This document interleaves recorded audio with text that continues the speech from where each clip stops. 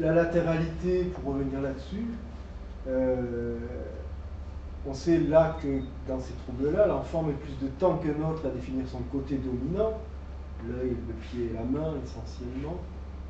Si la latéralité est mal installée ou non homogène, c'est-à-dire croisée, comme je le disais tout à l'heure, pas le même côté dominant pour l'œil et la main par exemple, ce qu'on appelle l'articulation, c'est vraiment une articulation au sens propre du terme, entre l'œil et la main, il y a vraiment une articulation. L'enfant donc éprouve, s'il n'y a pas cette articulation claire, des difficultés à coordonner le mouvement des yeux aux gestes graphiques et aux nécessités du sens conventionnel de l'écriture. C'est pour ça qu'on voit des enfants qui écrivent en miroir, de haut en bas, enfin de façon tout à fait peu courante. La coordination motrice. Donc là, l'enfant semble maladroit, certains disent dyspraxique évidemment. Il manipule les ciseaux avec difficulté, met du temps à s'habiller.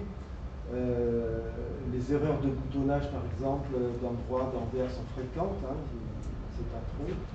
Les mouvements fins à but précis comme l'écriture, le coloriage, le tissage, etc., démontrent une maladresse. Je préfère le thème de maladresse que dyspraxie qui est trop orienté sur un trouble instrumental. L'attention. Donc, par exemple, dans le cas qui nous concerne, l'activité de lecture, on sait bien qu'elle demande un haut niveau d'attention pour être effectuée dans de bonnes conditions. Donc, il y a des enfants qui présentent une certaine instabilité, on les voit, ils essaient de déchiffrer ce qu'il y a écrit, et en même temps, on voit leurs pieds s'agiter, ou ils ont des mouvements parasites tout à fait importants. Donc les enfants présentent une instabilité et un déficit de concentration, même s'ils sont intéressés par les activités proposées en classe. Alors on part du principe que l'enfant n'est pas forcément, dans un premier temps en tous les cas, pas intéressé. On pense au contraire que l'enfant est très intéressé mais qu'il n'y arrive pas. Donc c'est quand même lui donner cette capacité d'aller vers le savoir. Donc il s'agit d'un trouble à part entière qui peut être traité pour aider l'enfant à être plus disponible aux apprentissages. Alors bon, on arrive forcément, quand on parle d'attention, à la terminologie TDAH. Et donc on dit aujourd'hui trouble déficit de l'attention avec ou sans hyperactivité. Bon, on sait bien que dans le syndrome, on va dire hyperactivité, il y a trois facteurs. Il y a l'instabilité psychomotrice, les troubles de l'attention et l'impulsivité. S'il n'y a pas les trois, en général, on ne peut pas parler vraiment d'hyperactivité. Mais bon, il y a un glissement aujourd'hui qui fait penser qu'il peut y avoir uniquement des troubles de l'attention qui sont mis au premier plan. Et donc, l'instabilité psychomotrice est souvent ramenée au dernier plan.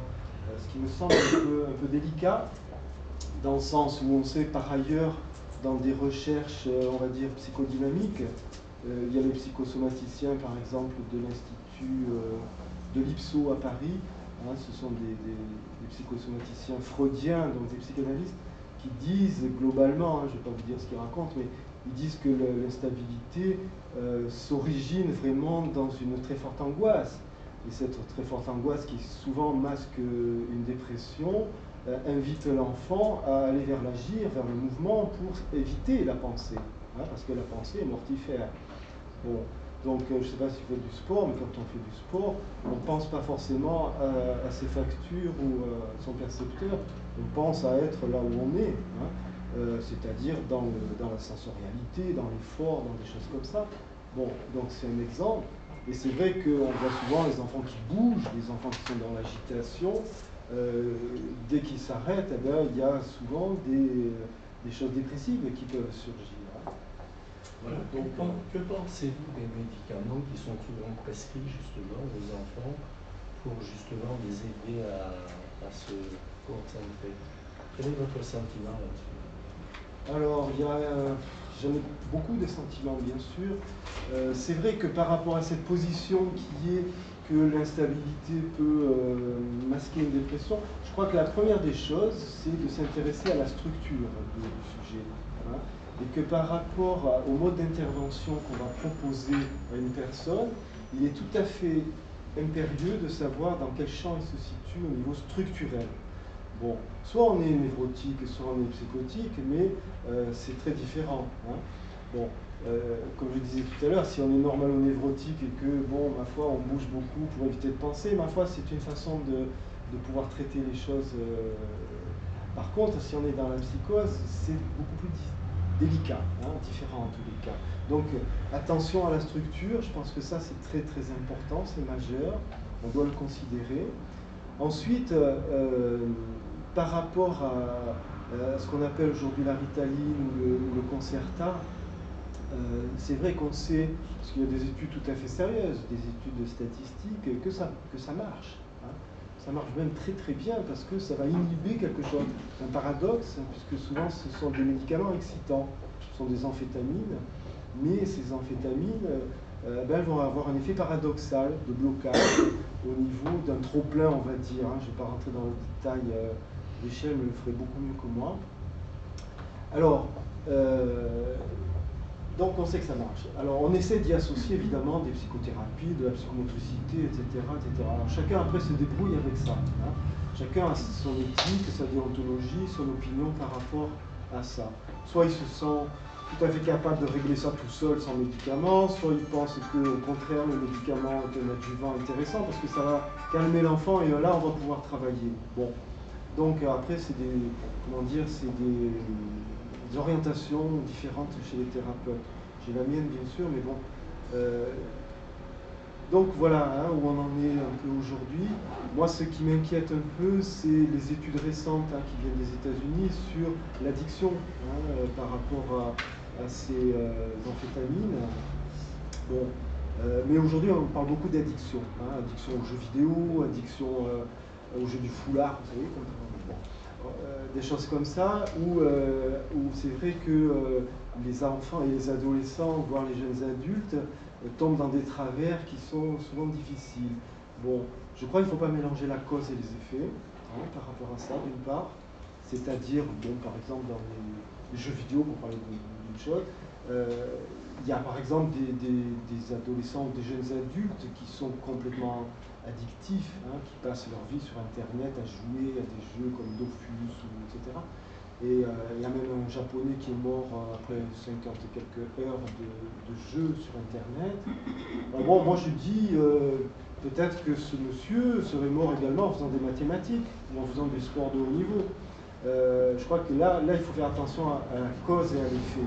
C'est pas parce que, par exemple, l'adolescent va se replier sur lui-même, qui est un mouvement naturel de l'adolescence, peut-être amplifié par des circonstances externes, familiales, sociales, etc., qu'il faut tout mélanger. Récemment, il y a eu un congrès là-dessus à Nice, hein, sur l'addiction aux jeux vidéo, auquel j'ai participé. C'était très intéressant, justement, parce qu'on remet en question cette addiction sans substance, puisqu'il n'y a pas de substance. Même si on sait que le fait de ne pas dormir pendant 15 ou 16 heures, ça équivaut à 0,5 g d'alcool dans le sang. Bon, donc on va produire soi-même des toxiques. Mais revenons à l'instabilité, si vous voulez. Donc c'est vrai qu'on peut en parler, et en soi, ça mériterait... Dans le suivi de l'enfant, qu'on vous oriente, par exemple, qui a un problème d'attention, qui est hyperactif, est-ce que vous prescrivez pour pouvoir travailler ce genre de médicaments ou pas? Non, nous on n'est pas prescripteurs. Nous, comme je le disais, on est des praticiens, on n'est pas médecins, donc on va essayer de travailler avec les personnes. Après, on est d'accord ou pas d'accord avec la prescription médicale, ça nous regarde au niveau éthique ou déontologique, mais normalement, c'est le médecin prescripteur qui nous dit prenez en charge cette personne. Après, on se débrouille par rapport à sa conception personnelle. Par exemple, on sait bien que la prise de Ritaline ou de Concerta se fait de façon à ce que l'enfant soit adapté au modèle scolaire. Bon, donc ça a une durée assez limitée hein, dans le temps. Personnellement, je reçois ces enfants-là le samedi matin, alors qu'ils ne sont pas sous médicaments, de façon à avoir en face un sujet vivant. Bon, ça c'est ma façon de travailler. Ça marche aussi. Donc je les prends quand ils ne sont pas sous... Parce que ça change la personnalité quand même. Oui, bien sûr.